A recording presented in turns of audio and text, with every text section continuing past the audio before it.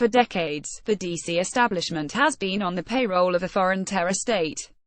But because it's Saudi Arabia, you won't hear a peep. Over 3 decades, Saudi Arabia has successfully ingratiated itself at the highest levels of power in the United States. Imagine if Russia, instead of doing what it has been accused of doing last year, had funded and facilitated an attack on U.S. soil that killed thousands of Americans. Then imagine that U.S. policymakers, rather than punish the Kremlin by cutting diplomatic ties, imposing sanctions, seeking legal recourse, or all of the above, covered up its involvement in the attack and continued to treat it as a loyal ally. Imagine if the president who presided over that attack had decades of intimate personal and financial ties to members of the Russian elite and subsequently spirited dozens of Russian nationals out of the country before law enforcement could interrogate them. Imagine if, despite full knowledge of the Kremlin's once and ongoing anti-American activities, successive presidents heaped praise on Russia's authoritarian government, sold it weapons, and made regular pilgrimages to wine and dine with its leaders. Imagine if an army of Russian lobbyists operated on Capitol Hill to ensure Washington's pro-Kremlin line, eventually pressuring American leadership into actively assisting it in carrying out one of this decade's worst war crimes. Imagine if, at the end of all this, Donald Trump ran for president on an explicitly anti-Russia line, only to shamelessly reverse himself once elected, embrace the Russian leadership, and pursue policies that benefited them even more enthusiastically than his predecessors had. It's a pretty scary thought. Thankfully, in the real world, none of this applies to Russia. It does, however, perfectly describe Saudi Arabia. A 9/11 scale event. Politicians and pundits have clamored to label the alleged Russian interference an act of war. Several have compared it to Pearl Harbor, and Tom Friedman declared it a 9/11 scale event. Even more of a 9/11 scale event was the actual 9/11. 15 of the 19 hijackers were Saudi nationals, and the attack was planned by a scion of one of the country's wealthiest and politically connected families. The hijackers, we now know thanks to the release of 28 previously classified pages from the 9/11 Commission's report, had ties to members of the Saudi government, including the Saudi ambassador to the United States, who also belongs to the country's royal family. Recently, newly unearthed FBI files describe a 1999 dry runs for 9/11 carried out by Saudi government agents with tickets bought by the Saudi embassy. But even without the 2016 release of those 28 pages, Saudi involvement in anti-US terrorism has long been an open secret. John Lehman, Reagan's Navy Secretary and one of the members of the 9/11 Commission, went on record, saying that it was well known in intelligence circles that the Islamic Affairs Office functioned as the Saudis' fifth column, in support of Muslim extremists. Further, intelligence services suspect various Saudi charities of funding extremists, including the Al-Haramain Islamic Foundation, a now-defunct, state-funded Saudi charity that exported a conservative, fundamentalist form of Islam and was known to support terrorists. Leaked State Department cables document Hillary Clinton's concerns about the Saudi government's reluctance to crack down on wealthy patrons of terrorism. Zacarias Moussaoui, a former Al-Qaeda member, has testified that Saudi royals made large donations to the organization during the 1990s and that he discussed carrying out a terrorist attack with a Saudi embassy staff member. Meanwhile, many have complained that Saudi Arabia resists U.S. efforts to crack down on terrorist financing and even stonewalls investigations. In other words, if we're talking about national security threats, Russia can't compete with the chaos Saudi Arabia has facilitated, and still does, given the weapons it's been sending to extremists in Syria. But you're not likely to see any U.S. officials or citizens hauled before Congress to testify about their relationship with Saudis anytime soon. The national security establishment has always protected Saudi Arabia, as the lack of any accountability for their complicity in September 11 demonstrates.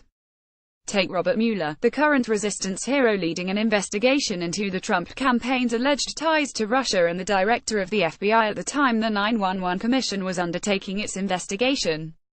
Andrew Coburn learned that Mueller discouraged an investigator from reviewing the damning FBI files in the Bureau's San Diego office and blocked investigators' requests to interview an informant who was close with two of the hijackers. Former Senator Bob Graham, chair of the Senate Intelligence Committee after 9/11, accused Mueller of being a facilitator of the ineptitude of the Bureau, covering up the truth. These efforts continued long after the attack. The Bush administration had to be pressured into setting up an inquiry, and Bush originally nominated Henry Kissinger to head the commission investigating the attack. Besides being one of the 20th century's great monsters, Kissinger had also declared in August 2002 that it was not acceptable to depict Saudi Arabia as a terrorist state. His firm reportedly counted companies that did business with members of the Saudi royal family as clients, and he had once flirted with going into business with BCCI, a Saudi-owned bank that was really a conduit for the royal family's geopolitical ambitions. Kissinger was forced to resign from the 911 Commission when he refused to release his client list, which many believed included Saudi clients. Journalist Philip Shannon recounted how Kissinger, when asked in a private meeting with the victims' families if he had any clients who were Saudi and named bin Laden, spilled his coffee and nearly fell off the couch. Once the commission's report was finally released, President George W. Bush famously redacted the 28 pages that implicated Saudi officials. When Obama took office, he personally promised the families of 911 victims that he would release them but never did so. He finally made them available amid a crescendo of public pressure and after more than a decade of persistence by a group of victims' relatives who were suing the Saudi government. Upon the documents released, the political establishment downplayed their details as mere raw intelligence that hadn't been proven. Compare this with the eager acceptance of the wild, unverified claims in the Trump dossier, or the evidence-free assertions the intelligence community has released about Russian electoral interference. Moreover, multiple members of the 911 Commission have said they believe Saudi officials were involved in the attack. Bandar Bush. Anyone poring over the tangled web of both real and hyperbolic Russian connections to Trump officials may find the Bush administration's links to Saudis far more alarming. But these connections have slipped liberals' minds now that they're pining for a third W term. For one, the Bush family has business ties to the bin Laden family. George W. started his first business, Arbusto Energy, with financing from the man who had been appointed the Houston representative of Salem bin Laden, Osama's half-brother. Salem was no religious extremist, but he did help his brother buy surface-to-air missiles for Mujahideen fighters in Afghanistan in the 1980s. And that relationship wasn't as exceptional as it sounds. It's just one part of the Bush family's decades of financial and business ties to various wealthy, well-connected Saudis, as detailed in Craig Unger's House of Bush, House of Saud. Particularly interesting is Prince Bandar, member of the royal family, ambassador to the United States from 1983 to 2005, and the former head of Saudi intelligence. Anyone who read the 28 pages would recognize Bandar as the high-ranking Saudi official who, along with his wife, gave money to the extremist who bragged about helping two of the 911 hijackers. He also had phone numbers that popped up in the contacts of an Al-Qaeda associate captured in Pakistan. If you belong to the Bush family, however, you'd know him for something else. Bandar enjoyed such an intimate relationship with the Bushes he was nicknamed Bandar Bush, close friends with the elder Bush for more than 20 years. Bandar and George H.W. went hunting and fishing together, and Bandar donated $1 million to his presidential library. "You're my friend for life," Bandar wrote to Bush Sr. as the 1992 election slipped from the latter's grasp. "I feel like one of your family, you are like one of our own." When Bush Jr. was considering his own run for president, his father instructed him to consult Bandar about world affairs, as Bob Woodward reported. 1. He's our friend. Our means America, not just the Bush family. Number 2, he knows everyone around the world who counts. And number 3, he will give you his view on what he sees happening in the world. Maybe he can set up meetings for you with people around the world. The younger Bush maintained the friendship while president. When it came out in 2002 that a vehemently anti-Saudi private analyst had given a presentation to a Pentagon advisory board, Bush invited Bandar and his family to his ranch in Crawford, Texas, and assured him it didn't reflect his views. Kissinger, also present, duly defended the Saudis, and then Secretary of State Colin Powell, who was Bandar's old racquetball buddy and received a 1995 Jaguar as a gift from him, also disavowed the briefing to his Saudi counterpart. Bandar was one of the first people Bush told about his decision to invade Iraq. He received briefings on the war planning before the invasion, and he reportedly attended meetings at the White House even after he left the ambassadorship. For skeptics, this was simply evidence that the Bush administration was remarkably unconcerned with the appearance of impropriety. Most astoundingly, in an incident that's never been satisfactorily explained, Bush met privately with Bandar on September 13, 2001, and the two smoked cigars on the Truman balcony. Hours after their meeting, while flights were still limited and planes carrying organ transplants were being grounded around the United States, chartered planes picked up 160 Saudi nationals, including Saudi royals and members of the bin Laden family, and flew them out of the country, escorted by FBI agents. Simultaneously, federal agents were preparing roundups and indefinite detentions of more than 1,200 innocent Muslims. Although the 911 Commission determined there was no impropriety, the White House consistently refused to tell the commission who authorized the flights, and an FBI spokesperson denied the Bureau was involved, even as Bandar told reporters it was. Richard Clarke, Bush's counterterrorism SAR, later claimed he'd approved the flights due to the White House's fears of retaliation against the Saudi nationals, but he couldn't recall who or even which agency had brought to him the request. For 3 years, the White House insisted that one of the flights didn't happen. More importantly, most of the passengers weren't interviewed by investigators. One of those spirited out of the country was Prince Ahmed bin Salman, a media mogul and champion racehorse owner whose phone numbers were provided years later by terrorist Abu Zubaydah to interrogators he believed to be Saudi. Relieved to be in the hands of Saudis, he instructed the interrogators to call the prince. He would tell you what to do, he said.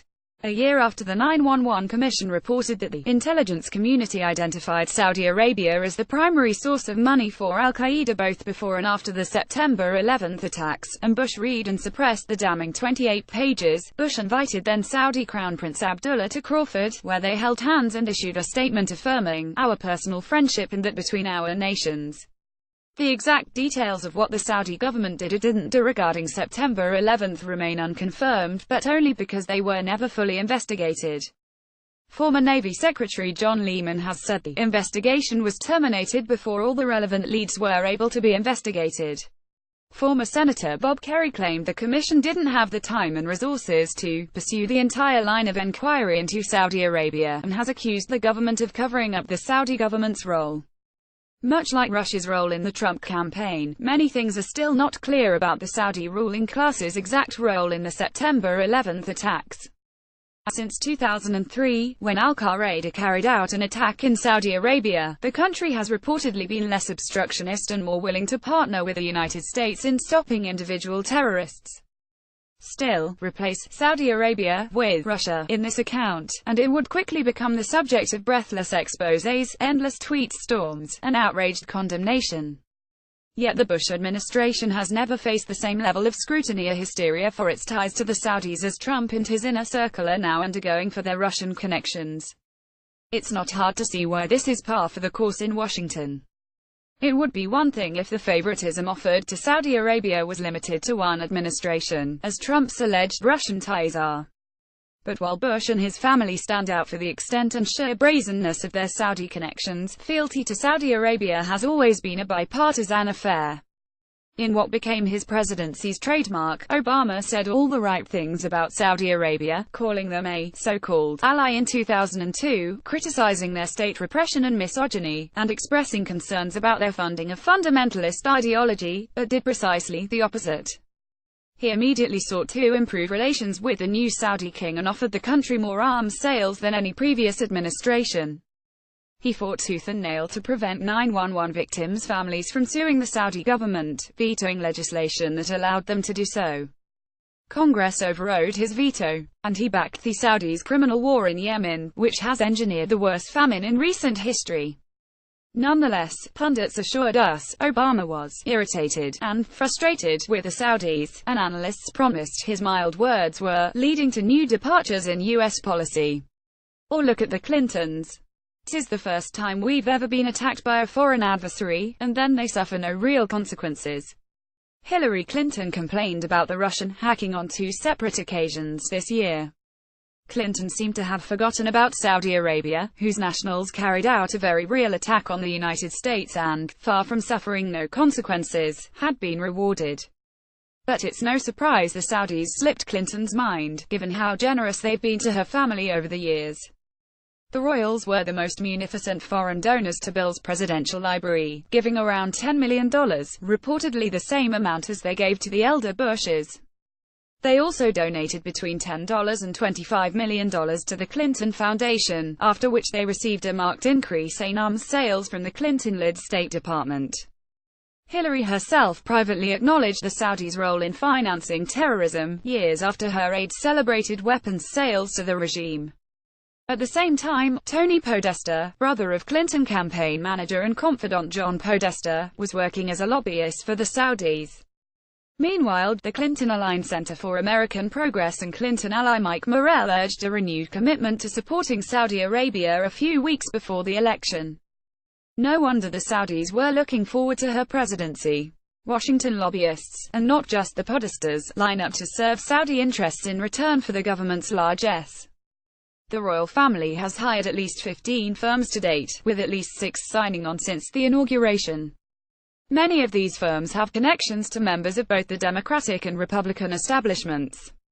As the Sunlight Foundation's Josh Stewart told The Washington Post, Saudi Arabia is consistently one of the bigger players when it comes to foreign influence in Washington, using its lobbyists to court politicians and secure favorable media coverage. Of course, unlike the Trump campaign's alleged misdeeds, this collusion is out in the open. Decades of access. Ultimately, the Saudi government has been allowed to get away with these things because of its vast oil reserves.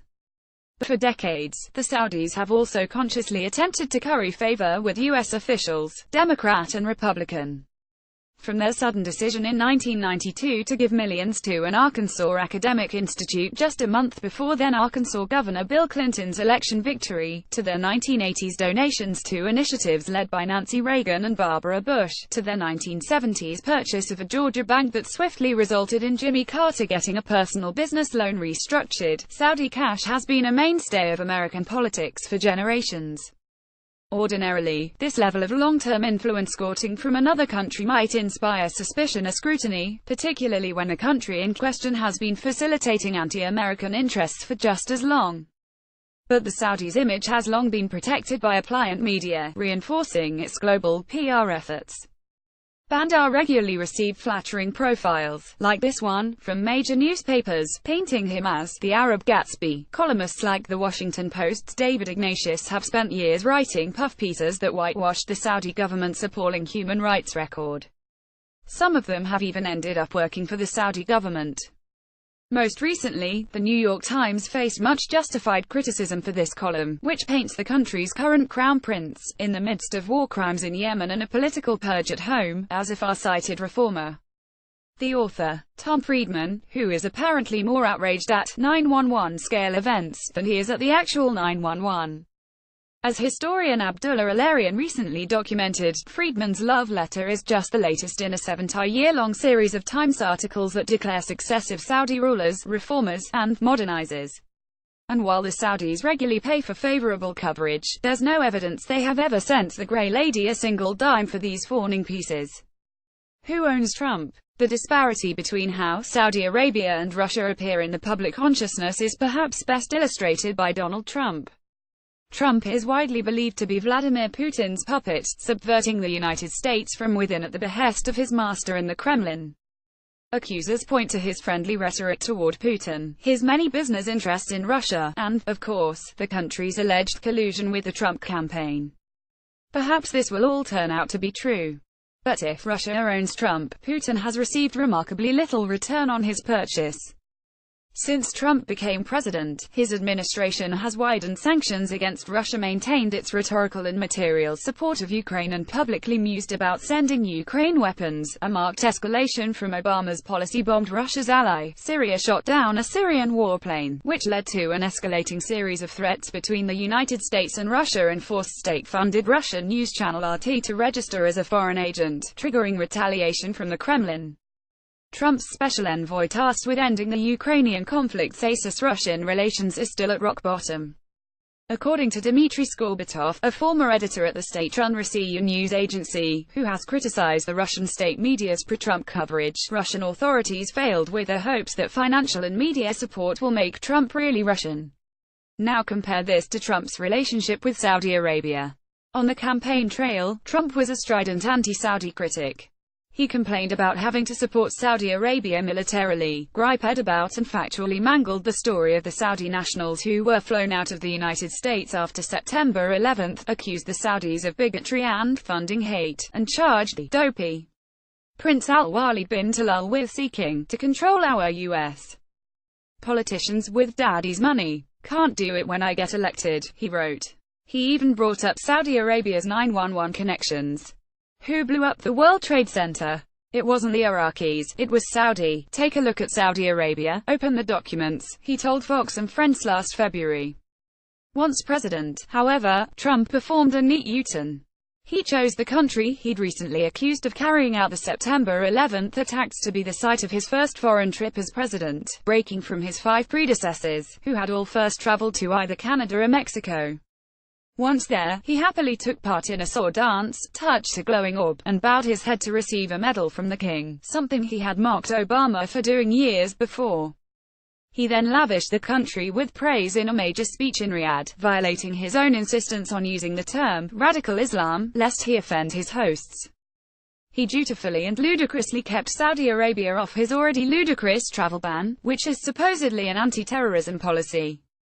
When the Saudis and their allies told him Qatar funded terrorists, he eagerly and publicly backed their attempt to isolate the country, forcing the State Department to put out yet another fire. He's ramped up Obama's policy of facilitating Saudi war crimes in Yemen and shows every sign of continuing to sell them billions of dollars worth of weapons. Most recently, he cheered on the Crown Prince's consolidation of power. And why should we be surprised? Trump has vast business interests in Saudi Arabia, including 8 companies tied to hotel interests that he registered right after he announced his campaign. Saudi Arabia and the United Arab Emirates pledged a combined $100 million to his daughter's Fund for Women Entrepreneurs. The country owns the 45th floor of Trump World Tower, and one of Trump's appointees is even a registered agent for Saudi Arabia. In other words, there is far more evidence that Trump is a Saudi puppet than a Russian one. But you won't hear Democrats level this accusation. How can they, when they know any criticism of ties to Saudi Arabia would be tantamount to criticizing their own party's foreign policy establishment? Saudi guts, something very fishy happened between the Trump campaign and Russia, and with any luck we'll one day find out what exactly that something was. But it remains dumbfounding that the alleged Russian collusion is treated as an apocalyptic event, while similar and far more insidious interference from Saudi Arabia over the course of decades is met with a collective shrug. Over 3 decades, Saudi Arabia has successfully ingratiated itself at the highest levels of power in the United States.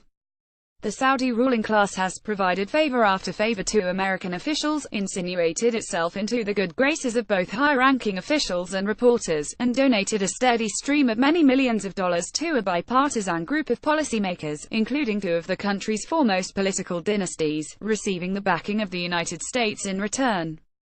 It's done all this while openly spreading fundamentalist ideology and assisting extremists in carrying out attacks on Americans, and in spite of the voting public's distaste for the regime. And that's without even mentioning its government's and royal family's involvement in September 11, or the Bush administration's dubious attempts to shield it from scrutiny, neither of which have been subject to a full investigation. Whatever transpired between Trump and Russia will remain secret for now, but Saudi Arabia's meddling has long been out in the open.